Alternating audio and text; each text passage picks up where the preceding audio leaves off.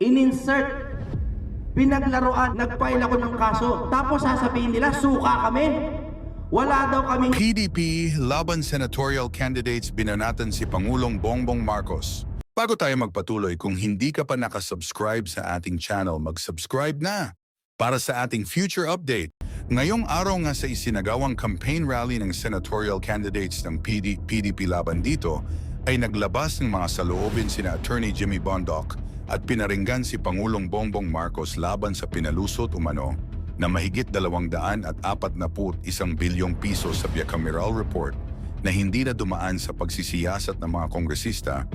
Bumanat naman si Senador Bato de la Rosa at binatikos ang administrasyon dahil umano sa pagbawas ng pundo sa AFP Modernization Fund na dapat ay nasa 50 bilyon at ngayon tinapyasan ito ng mahigit 15 bilyong piso na siyang mas mahalaga umano para sa seguridad na ating bansa. At saan nga ba inilipat ang budget?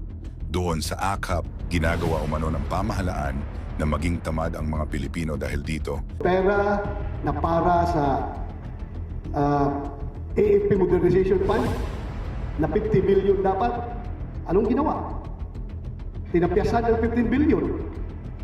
At saan pinaka-priority yung pera? Doon sa mga AKAP. Nagsalita rin si senatorial candidate Philip Salvador at sinabing huwag umano bulagin ng ayuda ang mamamayan para magkaroon ng utang loob sa mga politiko. Aniya walang tamad na Pilipino. Nanawagan din naman si Senador Bongo at humingi ng tulong sa bawat mamamayan upang mas dumami pa ang kanilang matutulungan mahihirap sa bansa.